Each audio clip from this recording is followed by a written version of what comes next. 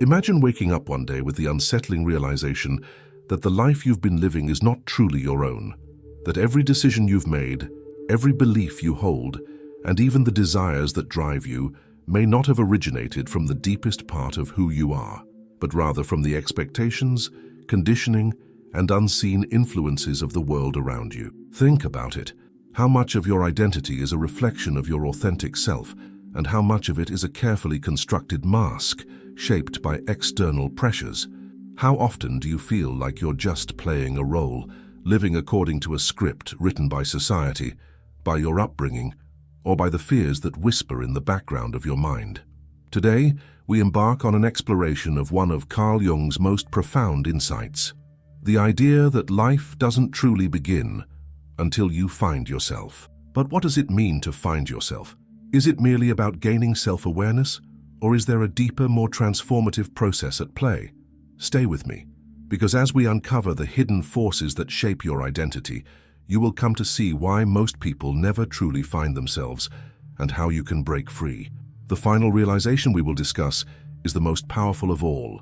It has the potential to shift not only the way you see yourself, but also the very way you engage with the world. Carl Gustav Jung was a pioneer of depth psychology, a thinker who ventured beyond traditional theories of the mind to explore the vast hidden realms of the unconscious. Unlike many psychologists of his time, Jung did not believe that mental well-being was simply about adjusting to societal norms. Instead, he saw psychological growth as a journey toward individuation, the process of becoming one's most authentic self. But here's the reality: most people never take that journey. They remain trapped within a version of themselves that has been shaped by external influences. They live according to expectations, never questioning whether the life they lead is truly aligned with who they are. They seek validation from the outside world, believing that happiness comes from approval, success, or fitting in. Yet, deep down, there is a quiet unrest, an unshakable sense that something is missing. Jung believed that true life begins when we stop running from ourselves. But before we can talk about what it truly means to find yourself, we must first understand what prevents most people from ever doing so. From the moment we enter the world, we are conditioned. We are given names, identities, and predefined roles. We are taught what is acceptable and what is not, what is rewarded and what is punished. This process is so subtle and gradual that we rarely question it. We adapt, we conform, and over time we learn to suppress parts of ourselves that don't align with the expectations placed upon us. Think back to your childhood. Were there moments when you expressed yourself freely, only to be met with disapproval? Perhaps you were told to be realistic, to stop being too sensitive, or that certain emotions and desires were inappropriate. Slowly, you learned to hide those parts of yourself, to tuck them away where no one could see them. And in doing so, you began to build a mask, what Jung called the persona. The persona is the face we present to the world. It allows us to function in society, to navigate relationships, and to gain acceptance. But here's the problem. The more we identify with this mask, the more we lose touch with our real selves. We begin to believe that we are the persona, forgetting that there is something deeper beneath it. And then there's the other side of the coin, the shadow. If the persona is what we show the world, the shadow is what we hide from it. It consists of everything we have rejected or suppressed within ourselves: our fears, our unspoken desires, our vulnerabilities, and even our hidden strengths. And here's where it gets even more profound. The shadow doesn't just disappear. It doesn't vanish simply because we refuse to look at it. Instead, it operates beneath the surface, influencing our thoughts, our behaviors, and even our emotional reactions. The parts of ourselves that we reject don't go away. They manifest in unconscious ways, often in the form of projection. Have you ever intensely disliked someone without fully understanding why? Have you ever been triggered by certain behaviors in others that seem to provoke a strong emotional reaction? Jung believed that when we are disturbed by qualities in other people, it is often because those very qualities exist within us, hidden within our own shadow. But what if I told you that within this shadow lies the key to true self-discovery? That the parts of yourself you've suppressed and ignored are not your enemies, but rather the missing pieces of your wholeness. Jung's great insight was this: psychological growth is not about eliminating the shadow, it is about integrating it. It is about looking into the depths of your own unconscious and facing what you have denied. Because when you do, you unlock a profound source of personal power, authenticity, and freedom. This is where the real journey begins. Are you ready to confront the truth of who you are? To break free from the illusions that have shaped you? Because what comes next will challenge everything you thought you knew about yourself, and it will open the door to a life that is truly yours. Most people go through life believing that they already know who they are. They define themselves by their name, their job, their culture, their past experiences. But what if I told you that your identity is far more complex than you realize? That the self you believe yourself to be is just a surface-level construct, a fraction of a much deeper, more profound reality. Carl Jung believed that within every individual there exists a hidden world, a vast and intricate inner landscape filled with forgotten memories, suppressed emotions, unacknowledged desires, and untapped potential. And the key to truly finding yourself is not in constructing a new identity, but in uncovering what has been buried within you. Let's take a moment to reflect. Have you ever felt a deep, unexplainable longing for something more? A sense that there is a greater version of yourself waiting to emerge? This is not just imagination, it is the voice of your unconscious mind calling you to something greater. Jung referred to this process as individuation. He believed that true fulfillment comes not from conforming to external expectations, but from integrating all aspects of ourselves, the good, the bad, the light, and the dark. But before we can integrate these parts, we must first confront them. And this is where most people stop. Why? Because facing yourself is uncomfortable. It requires looking at aspects of your personality that you have long ignored. It demands that you question long-held beliefs, challenge your fears, and confront the inner conflicts that have shaped your life. Think about it. How often do we avoid silence? How often do we distract ourselves with work, social media, entertainment, or anything that keeps us from sitting alone with our thoughts? This constant distraction is not accidental. It is a defense mechanism, a way of avoiding the deeper questions that linger beneath the surface. But no matter how much we try to avoid them, these hidden aspects of ourselves do not go away. They show up in unexpected ways, through anxiety, self-sabotage, unfulfilling relationships, or a persistent feeling of being lost. Jung believed that our unconscious mind is always speaking to us, but we have learned to ignore its messages. However, if we start paying attention, we begin to see patterns. We begin to notice how our deepest wounds influence our choices, how our suppressed desires shape our behaviors, and how the things we fear most often hold the greatest lessons. Let's consider a simple yet powerful example: fear of rejection. Many people go through life terrified of being judged or abandoned. They seek approval, avoid conflict, and suppress their true thoughts to maintain harmony. But where does this fear come from? Is it really about the opinions of others, or does it stem from something deeper? Perhaps an old wound, an experience from childhood, a moment when they felt unseen or unworthy. Jung would argue that this fear is not just an emotion, it is a shadow aspect of the self that has not been fully acknowledged, and until it is brought into the light, it will continue to control one's actions from behind the scenes. But here's the incredible thing. When we finally face these hidden parts of ourselves, they lose their power over us. Imagine for a moment what it would feel like to live without fear of judgment, to speak your truth without hesitation, to make decisions not based on what others expect, but on what resonates deeply within you. This is the power of individuation. It is not about becoming someone new, it is about becoming more of who you truly are. But how do we begin? How do we uncover the unconscious forces that shape our lives? Jung believed that one of the most powerful ways to access the unconscious is through symbols, dreams, and introspection. He saw dreams as messages from the deeper self, revealing hidden truths about our psyche. He also emphasized the importance of creative expression, art, writing, music, and other forms of self-exploration as ways of accessing and integrating the unconscious mind.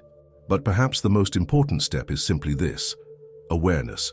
The moment you begin to question your thoughts, your reactions, and your deeply held beliefs, you are already taking the first steps toward transformation. The moment you stop running from discomfort and start facing it with curiosity, you begin to reclaim your true self. Because here's the truth: most people live their entire lives as strangers to themselves. They follow the paths laid out for them, Never realizing that they have the power to choose something different, they suppress their true nature, never realizing that their greatest strength lies in embracing all that they are. But you don't have to be one of those people. You have the power to break free from the illusions that have held you back, to shed the layers of conditioning and fear that have kept you from experiencing life fully, to step into the fullness of who you are, unafraid and unapologetic. And in the next part, we are going to explore something even more profound: the hidden archetypes within you. These ancient patterns, buried deep in your psyche, hold the key to unlocking your greatest potential. What you are about to learn may change the way you see yourself forever. If the journey to finding yourself were as simple as making a decision, everyone would already be living in complete alignment with their true nature. But as we've seen, the process is far more complex. It is not just about choosing who we want to be, it is about uncovering the forces that have shaped us, facing the parts of ourselves we have rejected, and integrating them into a whole, authentic identity. But here's a question. Why do we feel drawn to certain behaviors, desires, or fears? Why do we repeat the same mistakes or fall into the same patterns even when we try to change? Carl Jung's answer was revolutionary. He believed that within every human being there exist universal patterns, deep-rooted psychological blueprints that influence our thoughts, emotions, and behaviors in ways we often do not fully understand. He called these patterns archetypes. Jung argued that archetypes are ancient, collective images stored in what he called the collective unconscious, a level of the psyche shared by all human beings, inherited from the experiences of our ancestors. These archetypes shape our personal identity, our relationships, and even the way we perceive the world. Think about the stories that have been told throughout history: the hero's journey, the wise mentor, the shadowy villain, the innocent child. These characters appear in myths, religions, literature, and even in our dreams. They are not just fictional. They represent psychological forces that exist within all of us. And whether we realize it or not, these archetypes are constantly at play in our lives. For example, consider the hero archetype. This is the part of you that longs for purpose, that feels called to something greater. It is the part of you that seeks to overcome obstacles, grow stronger, and achieve a higher version of yourself. But this archetype does not exist in isolation. It is always accompanied by the shadow. The shadow, as we discussed earlier, represents the repressed and hidden aspects of the self. It is the part of you that contains your fears, your weaknesses, and even your untapped potential. In myths, the hero must confront the shadow, often symbolized as a monster, an enemy, or a great challenge, before they can truly evolve. Now, let's bring this into real life. Have you ever had a moment when you knew you needed to change, but something inside you resisted? A time when you had the opportunity to step into a greater version of yourself, but fear, doubt, or self-sabotage held you back. This is the battle between the hero and the shadow playing out within you. The mistake most people make is trying to suppress the shadow instead of understanding it. But Jung believed that true transformation happens when we integrate the shadow, not by rejecting it, but by learning from it. Let's say you struggle with self-doubt. Instead of ignoring it or pretending it doesn't exist, Jung would encourage you to ask, where does this self-doubt come from? Is it truly yours, or was it planted in you by past experiences, societal expectations, or the voices of others? What lessons does it hold? Could it be that within your doubt there is actually a hidden strength, such as humility, introspection, or the ability to see things from multiple perspectives? When we begin to see our struggles not as weaknesses, but as messages from the unconscious, everything changes. But archetypes go beyond just the hero and the shadow. There are many other forces within us, each with its own role in shaping our identity. One of the most powerful is the anima and animus archetype. Jung believed that within every man there exists a hidden feminine side, the anima, and within every woman there exists a hidden masculine side, the animus. These are not about gender in the physical sense, but about the balance of energies within us. The anima represents intuition, emotion, creativity, and deep connection with the unconscious. The animus represents logic, structure, discipline, and assertiveness. When these two forces are in balance, a person feels whole, but when they are out of balance, inner conflict arises. For example, a man who rejects his anima may struggle with expressing emotions, fearing vulnerability as a weakness. A woman who rejects her animus may struggle with asserting herself, feeling hesitant to take control of her own life. But when these energies are embraced rather than suppressed, they become a source of immense strength. And this leads us to one of the most important truths Jung discovered. To find yourself, you must embrace all parts of yourself, the light and the dark, the masculine and the feminine, the known and the unknown. Individuation is not about becoming something different. It is about becoming whole. But there is one final piece to this puzzle, one last revelation that ties everything together, and it is perhaps the most powerful of all. Because the greatest obstacle to finding yourself is not just fear or self-doubt or external conditioning. It is something far deeper, something hidden in the very fabric of how we perceive reality itself. And in the next part, we are going to uncover it. What you are about to hear will challenge everything you thought you knew about yourself, and it may just change your life forever. Throughout this journey, we have explored the hidden forces shaping your identity, the masks you wear, the shadow you suppress, and the archetypes influencing your thoughts and behaviors. But now we must confront the deepest illusion of all, the illusion of self. You see, most people go through life assuming that their identity is fixed, that they are a single, unchanging self that moves through time, shaped by memories and experiences. But Jung, along with many great philosophers and mystics, understood something radical. The self is not a static entity, it is fluid, ever-changing, and far greater than we have been led to believe. What if the version of you that you identify with right now is only a fragment of something much larger? What if the person you think you are is just one expression of a limitless consciousness that has been evolving for centuries, across lifetimes, through inherited wisdom and experience? Jung explored this idea through the concept of the self, not the small ego-driven self that clings to labels and fears, but the true self, the totality of who you are beyond the illusions of identity. And this realization is both liberating and terrifying, because it means that everything you have believed yourself to be, all the fears, the limitations, the stories you tell yourself, is not the full truth. It is merely a construct, a temporary framework built by the mind. And here's the most powerful truth of all. You are not just a single, isolated being moving through life. You are a vast, interconnected field of consciousness, carrying within you the wisdom of generations, the depth of the unconscious, and the potential for transformation that is beyond imagination. But if this is true, then why do we feel so limited? Why do we experience suffering, doubt, and fear? The answer lies in the ego. The ego is not the enemy. It is simply the part of the mind that creates a sense of separation. That is the voice in your head that says, "This is who I am and this is who I am not." It builds walls, defines borders, and keeps you tethered to familiar patterns. And while the ego serves a purpose, it is also the greatest obstacle to self-discovery. Because in truth, you are not limited to a single identity. You are a being in constant evolution. And the moment you stop clinging to the idea of who you think you are, you unlock infinite possibilities. But how do you do this? How do you step beyond the illusion of self and into the fullness of your existence? Jung offered a path, one that requires courage, deep introspection, and a willingness to surrender everything you thought you knew about yourself. First, embrace the unknown. Most people fear the unknown because it represents uncertainty, but the unknown is where growth happens. It is where transformation occurs.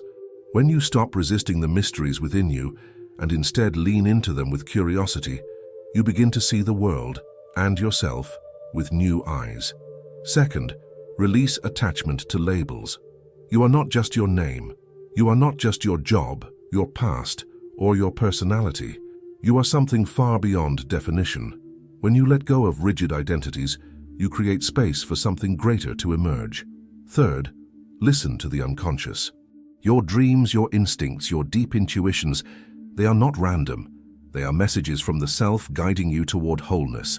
The more you tune in, the more you will begin to recognize patterns, synchronicities, and signs that lead you toward your true path. And finally, surrender to the process. Finding yourself is not a destination. It is not something you achieve and then forget about. It is an ongoing journey, an unfolding of deeper and deeper layers of truth. And here's the ultimate revelation. You were never truly lost. You have always been here. The self you have been seeking has been within you all along, waiting to be remembered. So now, the choice is yours. Will you continue living as a fragment of who you truly are, bound by old fears and illusions? Or will you step forward into the unknown, embracing the vast, limitless being that you were meant to become? Because life does not truly begin until you find yourself. And now, you know the way. Thanks for looking.